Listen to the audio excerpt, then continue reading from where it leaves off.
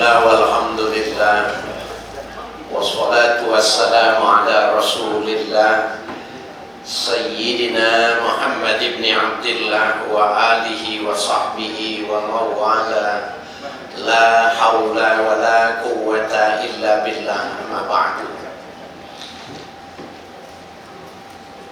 Yang sama-sama kita hormati Bapak Sekretaris Kota Jakarta Pusat, Bapak Kiai Haji Iqbal Akbaruddin, mudah-mudahan jadi doa katanya, amin. Bapak Asisten Administrasi dan Kesra Bapak Reza Fahlevi, Bapak Kepala Suku Suban ya Kepegawaian BPK Bapak Heri Dianto, Kepala Bagian KKPP BPK Bapak Munjir Munaji, dan para ASN dari Satpol PP dan Sudin Perhubungan Jakarta Pusat. Mohon maaf bila para pejabat yang belum saya bisa menyebutkannya, saya sampaikan salam takzim yang sebesar-besarnya.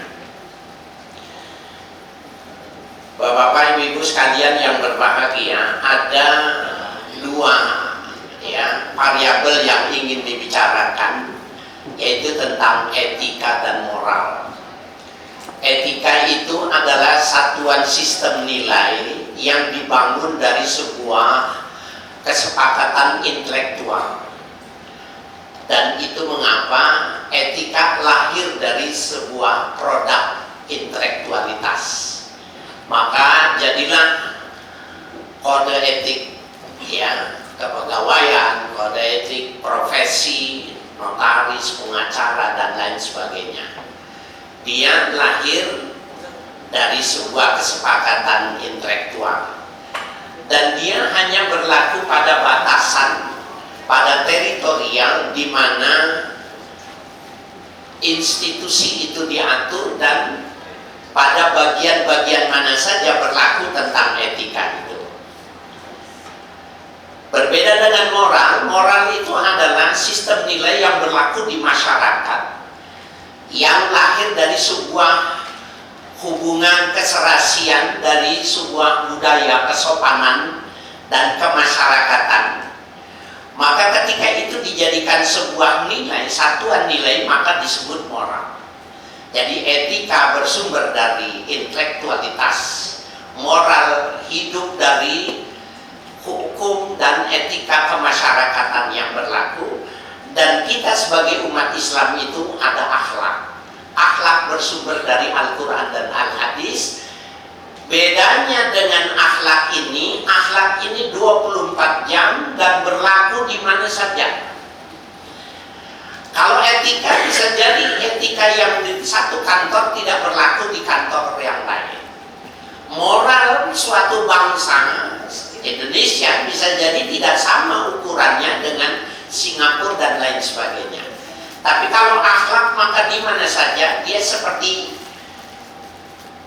mata uang yang laku di mana saja.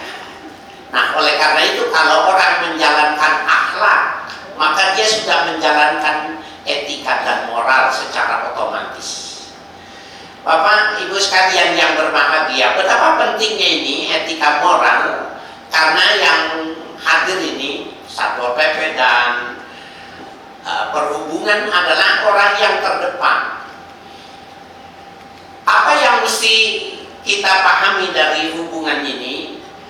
Nah, Bapak sekalian, ada yang bisa menyamakan frekuensi antara etika, moral, dan akhlak, yaitu al-haya, malu. Malu itu masuk pada semua limitnya kajian tentang etika, moral, dan akhlak. Subhanallah, Bapak sekalian, di dalam salah satu hadis pernah dikatakan, inna mimma adrakan nasu min kalamin nubuwah faiza lam tastahi fasna masyikta. Sesungguhnya benang merah yang menghubungkan nabi-nabi terdahulu dengan nabi-nabi sampai akhir zaman itu hanya satu. Apa itu idza lam tastahi fasna ma syi'ta. Kalau kau tidak punya malu, lakukan apa saja yang kau mau. Nah, ini ukuran yang bersifat universal, ukuran yang bersifat general. Etika menggunakan itu, moral menggunakan, dan dalam akhlak juga dipergunakan. Ada orang sekarang ini kan Pak, sekalian, ada bahasa yang kurang enak. Urat sarafnya putus, itu mending. Tapi kalau urat malunya putus, malu pusing gak Pak? Ya, kita lihat di masyarakat ada pejabat yang sudah jelas-jelas terbukti melakukan kesalahan karena memang ada asas presumption of innocent, maka nggak malu dia tampil di DPR, ya. Subhanallah. Bapak sekalian, Nabi bilang dari dulu, dari zaman Nabi Adam sampai Nabi Muhammad itu, satu yang membuat frekuensi etika moral dan akhlak itu sama. Kalau nggak punya malu, lakukan apa saja. Jadi betapa ukuran kebaikan seseorang itu malu. Nggak punya malu, ya sudah. Apa saja, kalau orang yang tidak punya malu, Bapak Ibu sekalian, apa saja dia lakukan maka karena kepentingan dan karena kondisi. Jadi dia bagus kalau ada pimpinan, dia bagus karena ada keuntungan. Itulah orang yang tidak punya malu. Subhanallah, mudah-mudahan bapak-bapak, ibu-ibu yang hadir ini bisa menumbuh kembangkan.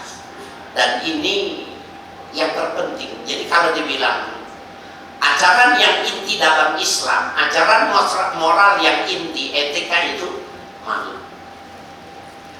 Selesai, cuma satu saja.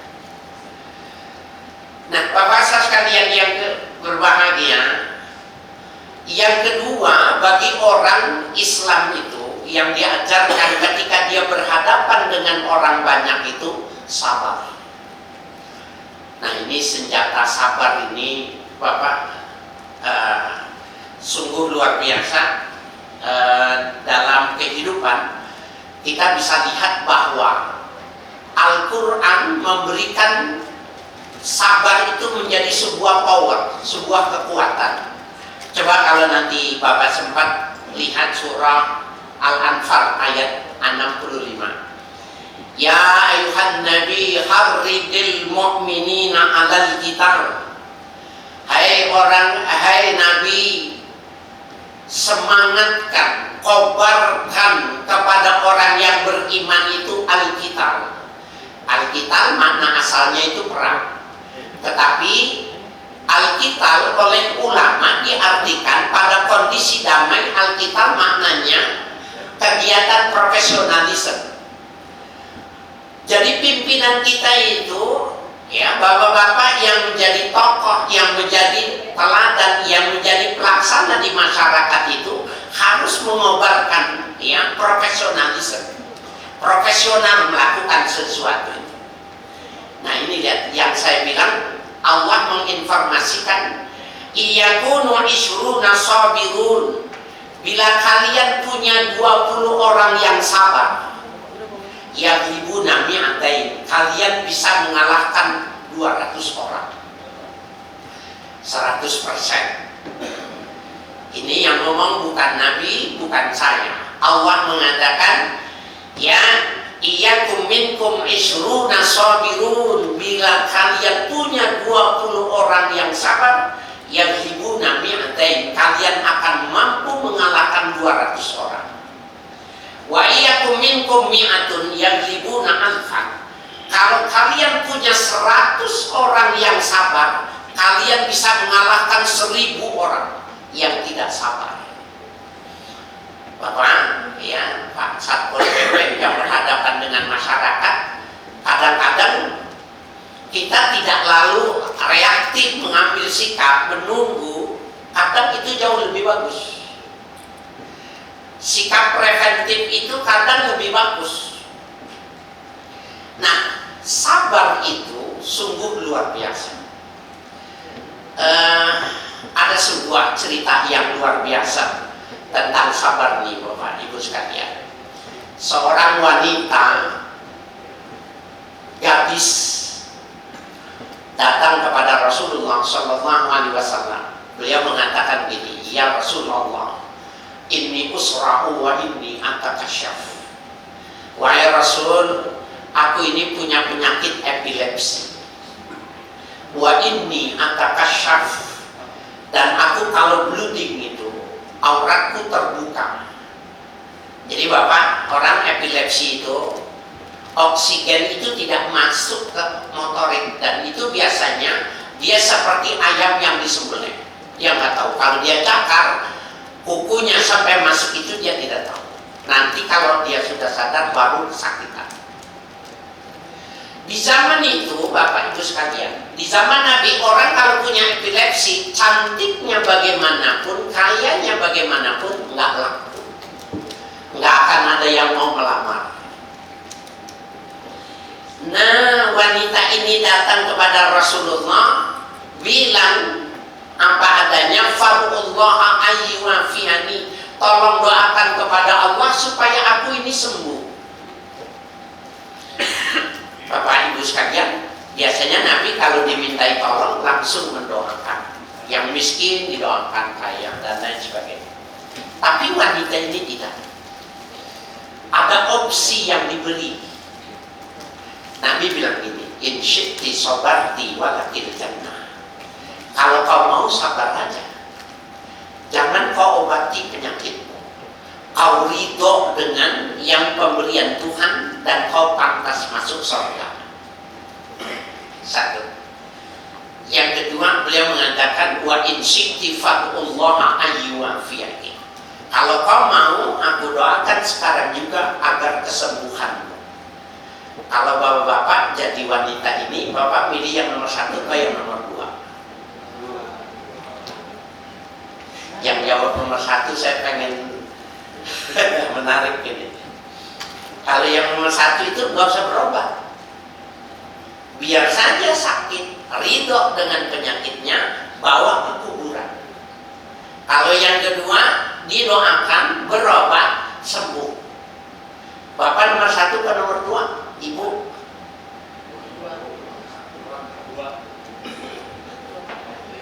Subhanallah. Luar biasa Bapak Ibu sekalian, ternyata wanita ini di luar dugaan kita. Dia pilih nomor satu, dan dia mengatakan sabartu ya Rasulullah, aku pilih jadi orang yang sabar. Apakah Rasulullah ini tidak tahu epilepsi itu sakit Pak? Kalau punya keluarga yang epilepsi, kalau dia lagi kumat itu kasihan, seperti ayam yang disembelih. Apakah Nabi tidak tahu bahwa gadis cantik, kaya, bagaimanapun juga nggak akan ada yang mau melamarnya? Nabi tahu sehingga diberikan opsi. Dan wanita ini juga sadar memilih yang nomor satu, memilih ridho, tidak ya berobat. Nah Bapak saya sekalian yang berbahagia, berarti kan dia akan selamanya menjadi orang yang epilepsi dan dia sedia untuk tidak dilamar, hidup membujang sampai ke depannya. Ketika dia mau pulang, ya ini menarik stressing pointnya, dia bilang gini, ya walakin ya Rasulullah, fad'ullaha alla atakasyaf. Akan tetapi ya Rasul, tolong doakan ketika aku nanti sedang bleeding, auratku jangan terbuka. Wanita ini bukan ulama, bukan nabi, bukan rasul, tapi dia mengatakan tolong doakan kalau aku sedang tidak sadar, sedang kumat, supaya auratku tidak terbuka. Ihtazal ars, goncang aras Allah dengan ucapan wanita ini tadi. Maka Allah perintahkan malaikat Jibril, kasih tahu Muhammad, kasih tahu wanita itu tadi, aku sudah perintahkan angin, kalau wanita ini sedang meluding, agar angin memegang ujung bajunya sehingga auratnya tidak terbuka. Jadi Bapak saya sekalian, sabar. Nggak ada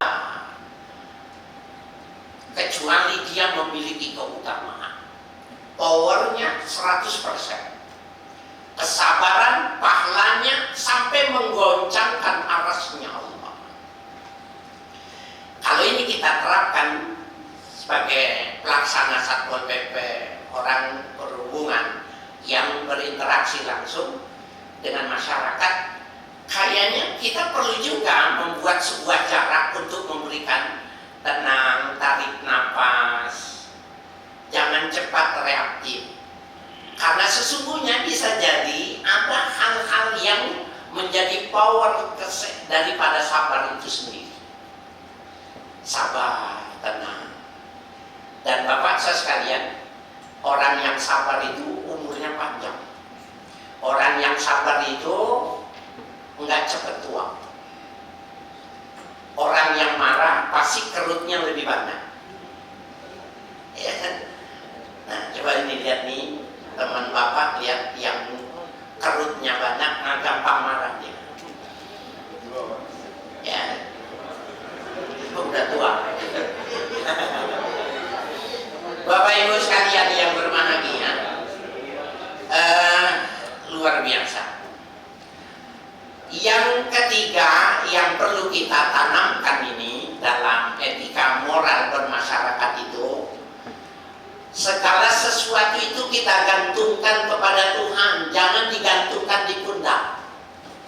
Bapak Satpol PP dan perhubungan, kalau melakukan segala sesuatu berat, di luar kemampuan, resiko terlalu tinggi, akibatnya memungkinkan tidak menguntungkan, jangan ditaruh di pundak. Bagaimana caranya? Serahkan, kembalikan kepada Allah. Itu di dalam bahasa agama, di dalam bahasa akhlak disebut dengan tawakal. Jadi orang yang tawakal, Bapak Ibu sekalian yang berbahagia, dia ikhtiar, dia melakukan tugasnya, dia melaksanakan ketentuan, tetapi dia sudah gantungkan dulu kepada Tuhan. Jadi dia terserah Allah mau berhasil, tidak berhasil. Nah, orang yang bertawakal ini Bapak Ibu sekalian, maka Allah, tawakal itu maknanya berwakil. Jadi kalau Bapak berwakil kepada pengacara, pengacara itu mati-matian membela orang yang memberikan kuasa. Nah, dalam bahasa itu disebut dengan taukil, orangnya itu tawakal. Mutawakkil, orang yang berwakil, ya Allah aku nggak kuat, ya Allah aku nggak mampu. Maka kita action, kita melakukan aktivitas, kita menjalankan itu, tapi kita menggantungkannya sama Allah. Nah, jadi Bapak Ibu sekalian, orang yang menggerakkan ketika dia action, maka dia harus benar-benar mengikuti irama Tuhan. Ada sebuah petunjuk yang diajarkan oleh Imam Sahal At-Tustari, beliau mengatakan ini, awal tawakkul ya ayyakunal abdu baina yadaillah kal mayyiti baina yadayil ghasil yuqallibuhu kaifa syaa falaysa harakatun wala tadbir. Orang yang tawakal, Pak, bekerja tapi dia tawakal itu, dia antara dia dengan Allah itu menyerahkannya itu, totalitasnya itu seperti jenazah, seperti mayit di tangan orang yang memandikannya. Yuqallibuhu kaifa syaa, dibolak-balik mayit itu, dimandiin, dicuci. Laisa lahu harakatun wala tadbir, dia tidak bergerak dan tidak melawan kepada yang memandikannya. Ya kalau melawan kabur yang mandi. Bapak Ibu sekalian yang berbahagia, sebuah ilustrasi yang luar biasa. Apa maknanya? Meletakkan pekerjaan yang berat itu, Bapak sekalian, menyebabkan orang mudah stres. Kalau melakukan sesuatu kita menganggap itu bagian yang harus berhasil, mudah kita kecewa. Nah, Islam tidak mengajarkan itu. Kita diajarkan agar supaya lakukan sesuatu, tapi keberhasilan dan tidaknya kita gantungkan sama Allah. Yuqallibuhu kaifa syaa, terserah Allah saja. Dan dia penilaian atasannya melaksanakan pekerjaan, dianya tidak terbebani oleh pekerjaan, dan hasilnya pasti bagus karena Allah yang menentukan. Kenapa enggak? Kenapa kita menjadi Tuhan-Tuhan kecil yang memaksakan ketika pengen ini harus begini, kalau ketika C harus C, ketika B harus B? Itu adalah sebuah kehendak Tuhan-Tuhan kecil yang pada saat itu sebenarnya dia tidak memerdekakan diri, tapi dia terdorong oleh hawa nafsunya. Jadi Tuhannya nafsu yang menggerakkan tubuhnya. Nah, dibalik Pak, manajemen ya moral pada zaman ini kita letakkan itu kepada Tuhan. Ya Allah, saya berwakil kepada Engkau. Itu namanya tawakal. Bapak saya sekalian, mudah-mudahan ada manfaatnya nih. Ada ulama besar namanya Imam Asy'arani, ya, Abdul Wahab Asy'arani. Beliau itu ulama besar, tetapi dia punya anak itu nggak mau nurut, nggak mau ibadah, nggak mau belajar. Betapa bisa dibayangkan seorang ibu ketika anaknya nggak mau sekolah, nggak mau belajar, nggak mau ibadah, pasti marah. Bapak yang susah payah cari duit, punya anak nggak mau sholat, nggak ikutin aturan, sama ibunya dia berani, pasti pusing. Ini sebuah hal yang mudah-mudahan bisa dijadikan oleh orang. Sampai dia pusing dari mulai yang baik-baik, yang sederhana, sampai yang keras, sampai diancam anak ini nggak mau berubah. Akhirnya dia ajukan konsep tawakal ini lebih dalam lagi. Nah, jadi tawakal itu ada level yang lebih tinggi, namanya tafwid. Menyerahkan secara totalitas dan dia gak punya keinginan lagi. Ya Allah, aku berikan totalitas, dan gak boleh punya keinginan, syaratnya. Nah, Bapak Ibu sekalian yang berbahagia, ternyata anak ini kalau malam itu dia bangun, dia belajar sholat, kemudian dia belajar pakai lampu, dia belajar oleh ayahnya dilihat tiap malam. Sampai anak ini mau belajar, mau berpendidikan, mau berinteraksi sosial, mau merubah diri, dan dia bisa jadi ulama besar ketika ayahnya masih hidup. Nah, apa modalnya? Ketika dia berhasil ini, ayahnya menulis surat ke beberapa ulama di dunia. Jangan kau pusing menghadapi orang yang tidak setuju denganmu. Jangan kau pusing berhadapan dengan anak yang tidak nunduk kepadamu. Lakukan tafwid namanya. Nah, Bapak Ibu sekalian, di dalam Al-Quran dikatakan itu wa ufawwidu amri ilallah innallaha basirun bil ibad. Tapi kalau sudah begitu syaratnya jangan punya keinginan. Umpamanya nih ya, anak kita ini nggak mau sholat, sekolahnya jelek, kalau ngomong berani sama orang tua, pusing kita ngadepin anak ini. Tafwid, ya Allah, aku bertafwid kepada engkau anakku ini. Syaratnya Bapak Ibu, kita jangan punya keinginan sama anak ini. Terserah aja, terserah Allah aja. Mau dijadi adonan ulang dibuat atau mau digini, terserah. Ini level yang tertinggi dari sifat tawakal, namanya tafwid. Nah, Bapak, di masyarakat ada orang yang bandel. Dia mau melanggar, kenapa? Ada backing atasannya. Maka kita punya keterbatasan menghadapi orang-orang yang semacam ini, Bapak. Sementara pimpinan kita mentargetkan ini mesti bersih, ini mesti selesai.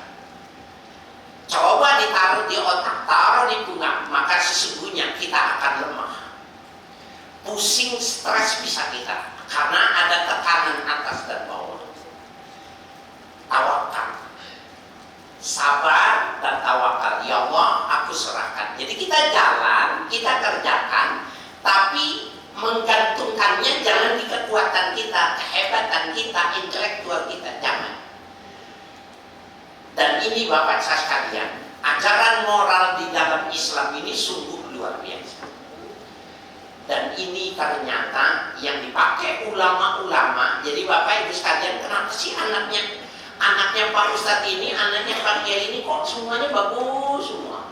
Kok semuanya hafal Quran? Kok semuanya pinter gitu? Ini rahasia. Kenapa sih kalau dia punya tugas itu bagus, sukses? Ini rahasia.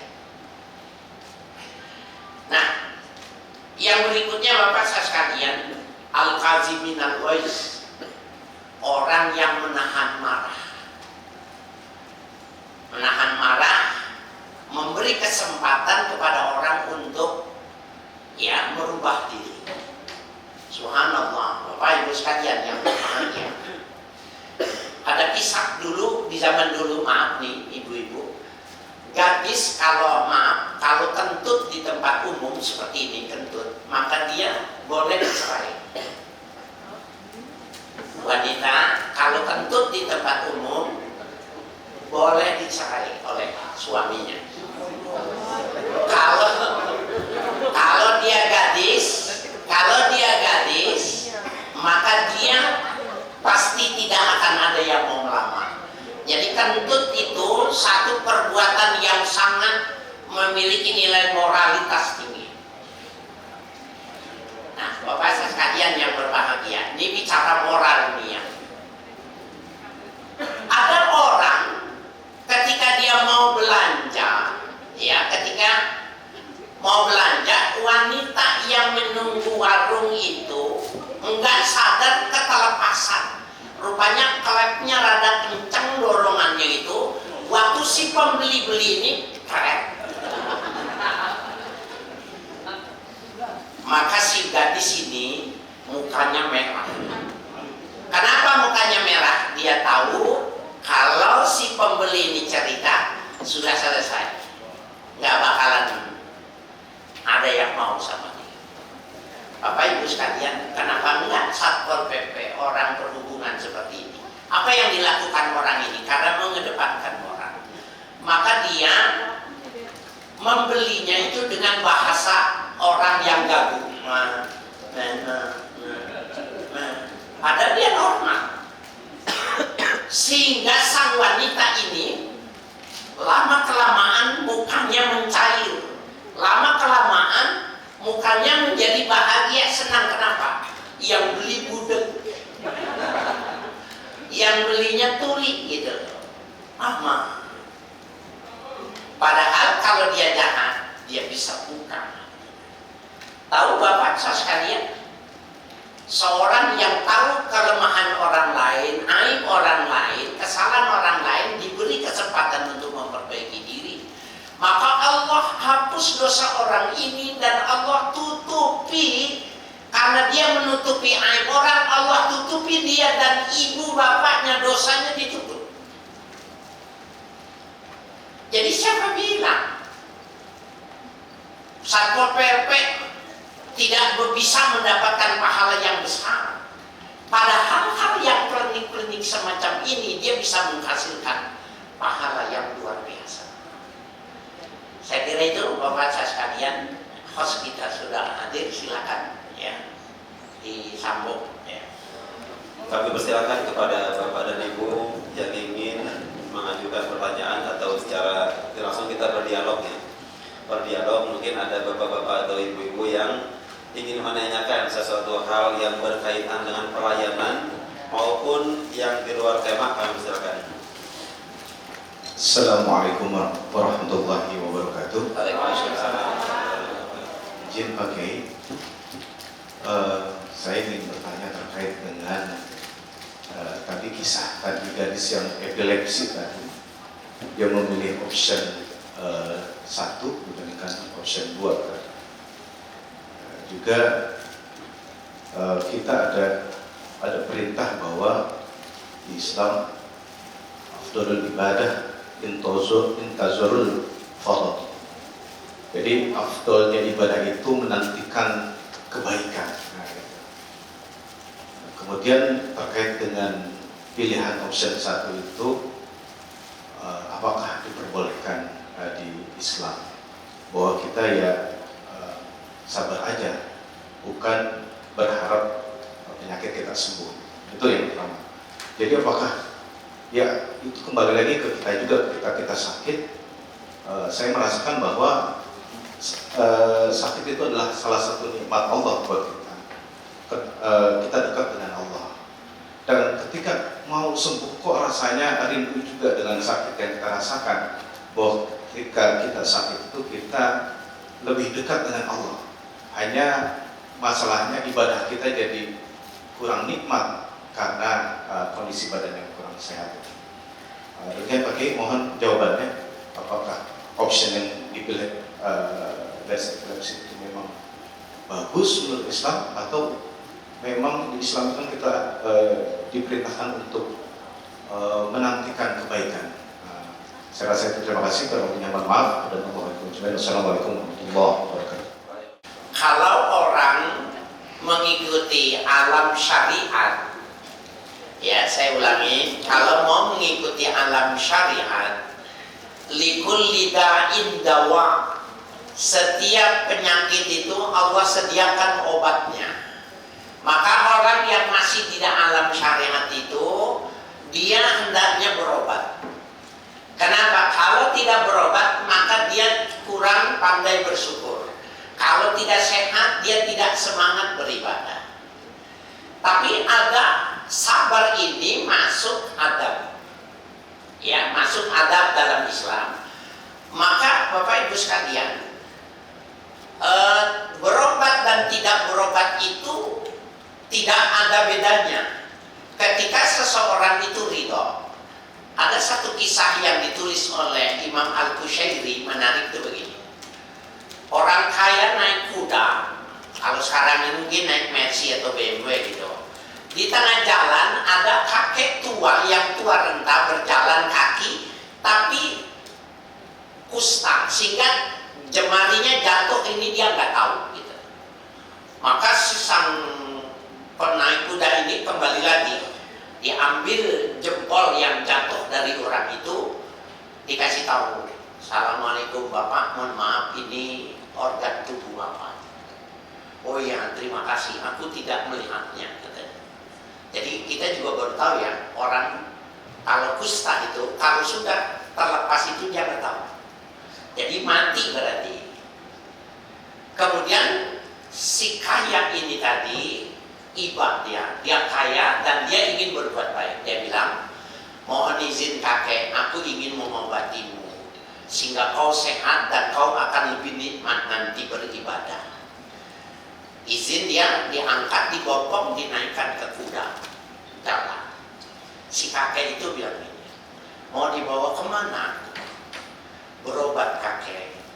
Kau ke tabib supaya sembuh, nanti kau lebih enak, hidupmu lebih sehat, dan kau ibadah tidak ada hambatan.